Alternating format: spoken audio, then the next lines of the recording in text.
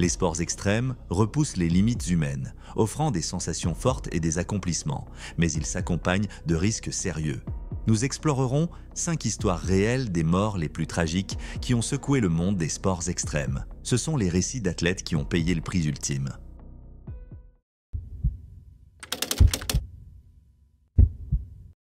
C'était en décembre 2015, près de Tokyo, au Japon. Kuraudo Claude Toda, un pilote de motocross de 34 ans, s'entraînait pour la compétition X Games Best Whip. Toda, paralysé de la poitrine aux pieds suite à un accident en 2008, était une source d'inspiration pour beaucoup. Il avait fait installer une cage spéciale sur sa moto, lui permettant de rouler sans utiliser la moitié inférieure de son corps. Cette cage le maintenait solidement attaché à la moto, lui permettant de continuer à poursuivre sa passion pour le motocross. Toda s'entraînait à effectuer des whips sur une rampe FMX de 78 pieds au 774 Compound, un centre d'entraînement qu'il fréquentait souvent. Pour assurer sa sécurité, Toda et ses amis avaient déconstruit un fossé rempli de mousse pour amortir ses atterrissages après ses sauts. Ce jour-là, alors qu'il exécutait un whip, il atterrit dans le fossé de mousse comme prévu. Cependant, le moteur brûlant de sa Suzuki RMZ 450 enflamma la mousse. Les flammes se propagèrent rapidement et Toda, coincé par la cage sur sa moto, ne put se libérer. Ses amis assistèrent, horrifiés, à l'embrasement du fossé de mousse, rendant impossible toute tentative de sauvetage. Malgré leurs efforts, les flammes étaient trop intenses. Toda brûla vif dans le fossé, incapable de s'échapper. Kuraudo Toda était une figure inspirante dans la communauté du motocross. Avant son accident en 2008, il avait participé aux championnats nationaux du Japon et à certaines épreuves de supercross et de motocross de l'AMA. L'accident de 2008 l'avait laissé paralysé, mais cela ne l'avait pas arrêté. La détermination de Toda à remonter sur une moto l'avait conduit à modifier sa machine avec une cage de protection, lui permettant de continuer à exécuter des figures et à participer à des compétitions. Malgré son handicap, les compétences de Toda sur une moto étaient remarquables. Il avait maîtrisé les whips, une figure difficile en motocross, et travaillait à se qualifier pour le concours X Games Best Whip. Son histoire était celle de la résilience et de la détermination, inspirant de nombreuses personnes dans le monde du motocross et au-delà. Le fossé de mousse du 774 Compound était censé être une mesure de sécurité, mais ce jour-là, il devint un piège mortel. Les fossés de mousse sont couramment utilisés dans l'entraînement de motocross pour offrir un atterrissage en douceur aux pilotes qui s'entraînent à des figures aériennes. Le matériau utilisé dans ces fossés est hautement inflammable et lorsqu'il est combiné à la chaleur du moteur d'une moto, il peut s'enflammer rapidement. Dans le cas de Toda, le feu a pris presque immédiatement après son atterrissage dans le fossé. Les flammes ont englouti la mousse, créant un brasier qui a rendu toute tentative de sauvetage vaine. L'intensité du feu et la rapidité avec laquelle il s'est propagé ont laissé ses amis impuissants. La cage de protection qui avait permis à Toda de rouler à nouveau après sa paralysie a finalement contribué à son incapacité à échapper au fossé en feu. La communauté du motocross a été choquée et attristée par la mort de Kuraudo Toda. Des hommages ont afflué du monde entier, beaucoup exprimant leur admiration pour son courage et sa persévérance. Toda était devenu un symbole de force et de détermination, montrant que même de graves limitations physiques ne pouvaient l'empêcher de poursuivre sa passion. Claude Toda, pilote de motocross freestyle, était plus qu'un simple athlète. Il était une inspiration pour tous ceux qui font face à l'adversité. Son histoire a mis en lumière les dangers inhérents aux sports extrêmes, mais aussi le courage de ceux qui refusent d'abandonner leurs rêves. Malgré sa fin tragique, l'héritage de Toda en tant que pionnier dans le monde du motocross demeure.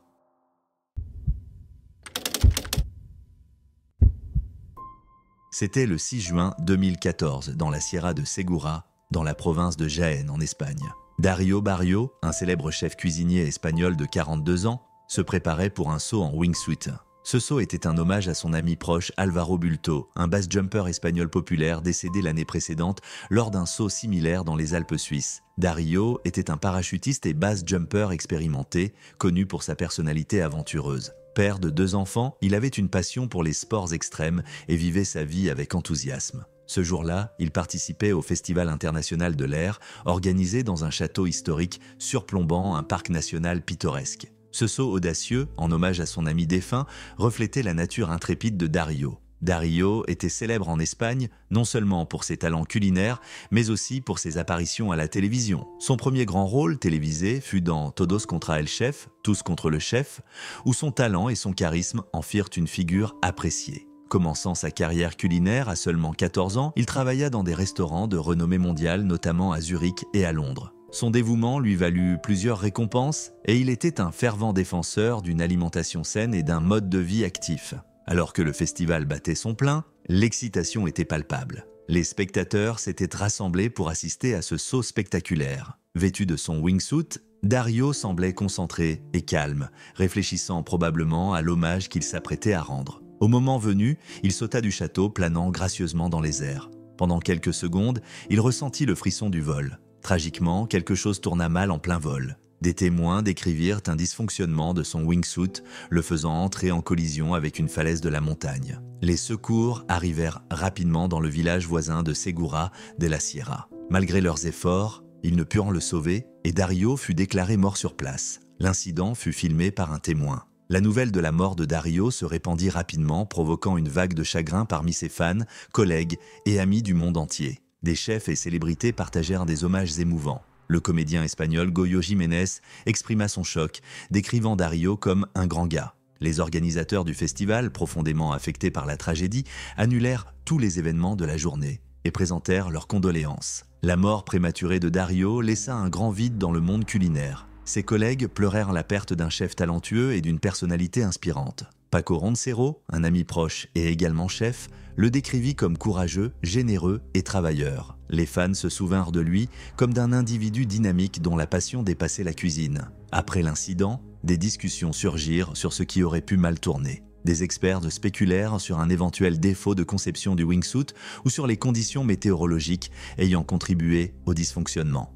Quelle qu'en soit la cause, la tragédie souligna les dangers inhérents aux sports extrêmes, même pour les professionnels chevronnés. La vie de Dario fut célébrée pour ses nombreuses réalisations. Sa carrière culinaire, commencée à l'adolescence, témoignait de sa créativité et de son dévouement. Son amour pour l'aventure et l'exploration était évident dans sa participation à des activités comme le marathon de New York. À travers son plaidoyer public pour la forme physique et une vie saine, il inspira beaucoup à adopter de meilleurs modes de vie. L'impact de sa mort s'étendit bien au-delà de son cercle proche. Les fans et admirateurs qui suivaient sa carrière ressentirent une profonde perte. Ses apparitions télévisées apportaient joie et inspiration à de nombreux téléspectateurs. Le festival où il effectua son dernier saut devint un point central pour les discussions sur l'amélioration des normes de sécurité dans les sports extrêmes. Des appels à des réglementations plus strictes et à des mesures de sécurité renforcées visèrent à prévenir de futures tragédies. L'héritage de Dario est un exemple de passion, de créativité et d'esprit d'aventure. Bien que sa vie ait été écourtée, ses contributions aux arts culinaires ont laissé une marque durable. En réfléchissant à son histoire, nous sommes rappelés à l'importance de la sécurité. Et si son wingsuit avait fonctionné comme prévu, son hommage aurait-il pu se dérouler comme prévu, inspirant d'autres par son courage? Quoi qu'il en soit, l'histoire de Dario Barrio nous encourage à poursuivre nos passions tout en chérissant chaque instant et en priorisant la sécurité.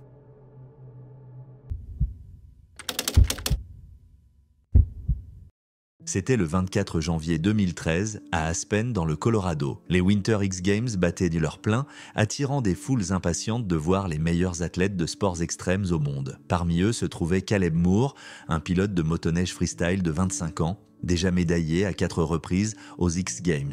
Connu pour ses cascades audacieuses et sa détermination sans faille, Caleb était considéré comme une étoile montante du sport. Mais ce jour-là, une performance de routine prit une tournure tragique. Le parcours de Caleb jusqu'aux X Games était remarquable. Bien qu'il ait grandi à Croom, au Texas, un endroit où la neige est rare, lui et son frère Colten s'entraînaient sans relâche. Ils pratiquaient sur des rampes et dans des fosses de mousse avant de passer aux rampes de neige dans le Michigan.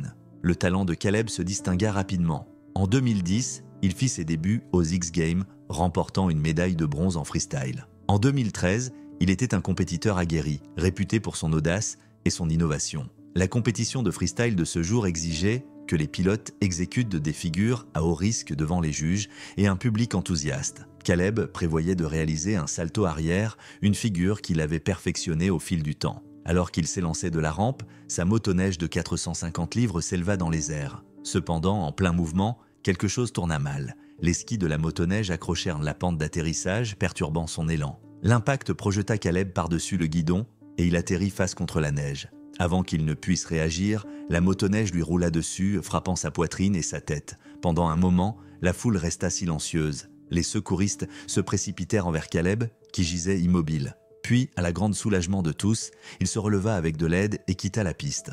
Initialement, ses blessures semblaient gérables. Il fut transporté dans un hôpital voisin où les médecins découvrirent une hémorragie interne près de son cœur. Il fut transféré par avion à Grand Junction pour une intervention chirurgicale d'urgence. La famille de Caleb révéla plus tard qu'il souffrait également de graves problèmes cérébraux. Alors que la communauté des sports extrêmes attendait des nouvelles, l'espoir demeurait fort. Colten, le frère de Caleb, blessé dans un accident séparé la même nuit, exprima sa confiance dans le rétablissement de son frère. Cependant, le 31 janvier 2013, Caleb succomba aux complications de sa blessure à la poitrine. Ce fut le premier décès en 18 ans d'histoire des X-Games, laissant sa famille, ses amis et ses fans dévastés. Les hommages affluèrent du monde entier. Des athlètes, dont la star du motocross, Carey Hart, et la snowboardeuse olympique, Gretchen Bleiler, honorèrent la passion et le courage de Caleb.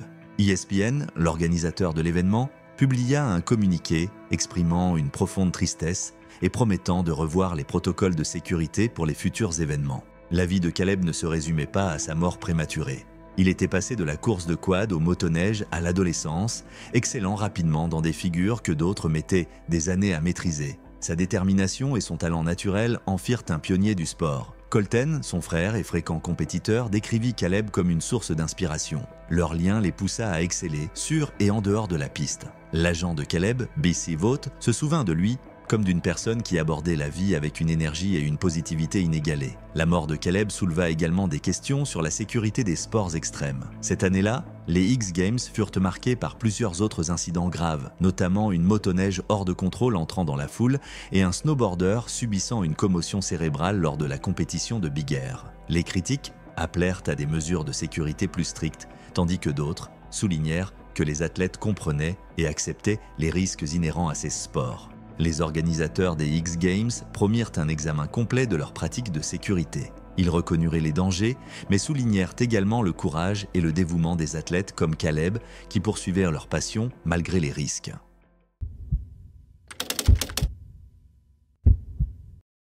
Le 14 août 2013, dans les Alpes suisses, Mark Sutton, un cascadeur britannique de 42 ans, se préparait pour une nouvelle aventure extrême. Connu pour son saut emblématique en tant que James Bond lors des Jeux Olympiques de Londres en 2012, Mark était un parachutiste et pilote de wingsuit expérimenté. Ce jour-là, il participait à un événement non compétitif organisé par Epic TV, une chaîne en ligne dédiée aux sports extrêmes. Il s'apprêtait à sauter d'un hélicoptère vêtu d'une wingsuit, une discipline palpitante qui était devenue sa passion. Mark n'était pas un simple cascadeur. Ancien officier de l'armée, il avait acquis une renommée internationale grâce à son rôle aux Jeux Olympiques. Lors de la cérémonie d'ouverture, mise en scène par Danny Boyle, Mark avait doublé Daniel Craig pour une cascade où James Bond sautait en parachute dans le stade olympique, accompagné d'un cascadeur incarnant la reine. Cette scène spectaculaire, avec des parachutes ornés de l'Union Jack, avait captivé le monde entier et mis en lumière les compétences exceptionnelles de Mark. Au-delà de ses exploits, Mark était apprécié pour son intelligence,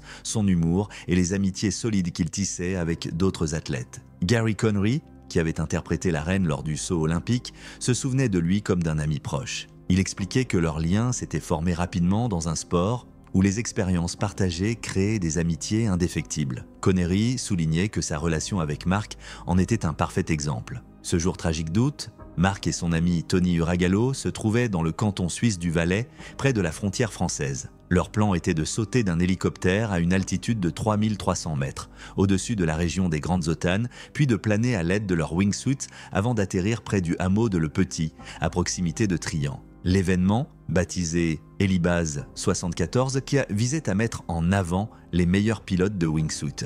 Les participants, dont Mark et Tony, étaient hébergés à Chamonix, en France, et avaient traversé la frontière pour réaliser leur saut en Suisse. Epic TV avait organisé ce rassemblement de 3 jours, prenant en charge les frais de voyage, d'hébergement et les vols en hélicoptère, en échange des droits exclusifs sur toutes les images filmées lors de l'événement. Vers 11h du matin, Mark et Tony étaient prêts à sauter. Tous deux portèrent de petites caméras pour enregistrer leur descente.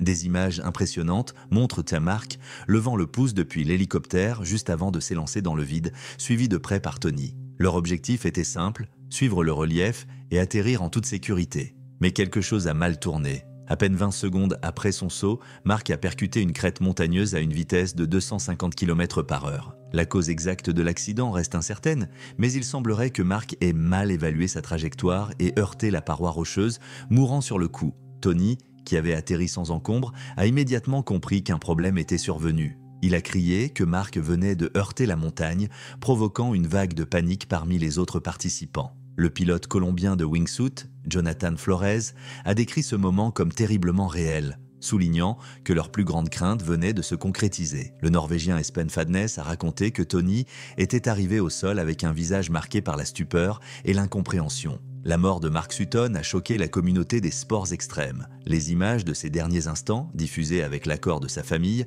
ont mis en évidence les dangers tragiques du wingsuit. Panuletti, responsable d'Epic TV, a expliqué que son équipe était dévastée. Cependant, d'autres pilotes les ont convaincus que la meilleure façon de lui rendre hommage était de poursuivre la série. Ce qui devait être une célébration des sports extrêmes s'est transformé en un rappel poignant des risques qu'ils impliquent. La perte de Mark a été immense non seulement pour ses proches, mais aussi pour toute la communauté des sports extrêmes qui admirait son courage et son talent. L'accident tragique de Mark Sutton a soulevé des questions cruciales. Et si les conditions météorologiques avaient été différentes? Mark avait remarqué que le ciel était nuageux. Un temps plus dégagé lui aurait-il offert une meilleure visibilité, lui permettant ainsi d'éviter la crête? L'histoire de Mark est un témoignage à la fois du frisson et du danger des sports extrêmes. Son héritage en tant qu'homme ayant incarné James Bond en parachute lors des Jeux Olympiques restera gravé dans les mémoires. Mais sa disparition tragique constitue également un avertissement sur les conséquences parfois fatales de la quête de l'adrénaline et de l'aventure.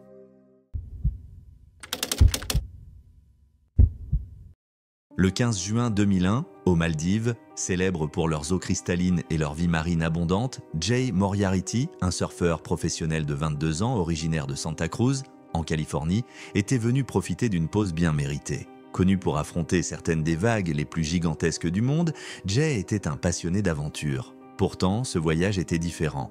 Il ne s'agissait pas de dompter les vagues, mais de se détendre et d'explorer la beauté sous-marine de l'océan Indien. Depuis son plus jeune âge, Jay avait une connexion profonde avec l'océan. Que ce soit en surfant ou en nageant sous l'eau, il s'y sentait chez lui. Son amour du surf l'avait rendu célèbre dans le milieu.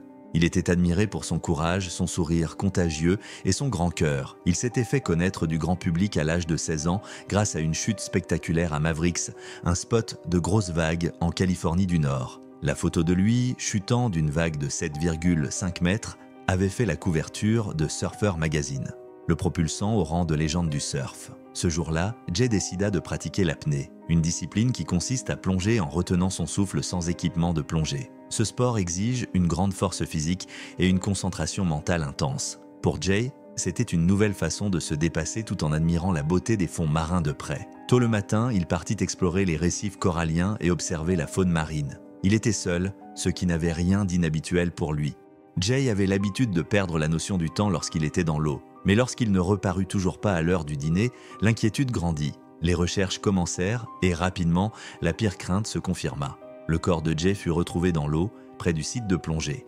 Jay Moriarty, un jeune homme plein de vie et de passion, s'était noyé dans l'océan qu'il aimait tant. Les circonstances exactes du drame restent floues. L'apnée, bien que fascinante, comporte des risques. Cette pratique demande de retenir son souffle pendant de longues périodes, ce qui peut parfois provoquer une syncope en eau peu profonde. Ce phénomène survient lorsqu'un plongeur perd connaissance faute d'oxygène sans avoir le temps de remonter à la surface. Il est possible que Jay ait été victime d'un tel accident. À Santa Cruz et dans d'autres communautés de surf, la tristesse et l'incrédulité étaient palpables. Jay n'était pas seulement un surfeur talentueux, il était un symbole de positivité et d'enthousiasme. Ses amis, ses proches et ses admirateurs racontèrent des anecdotes sur sa générosité, son humilité et sa passion pour la vie. Son épouse, Kim, qui devait le rejoindre en Europe pour une nouvelle aventure, fut anéantie par la perte de son amour d'enfance.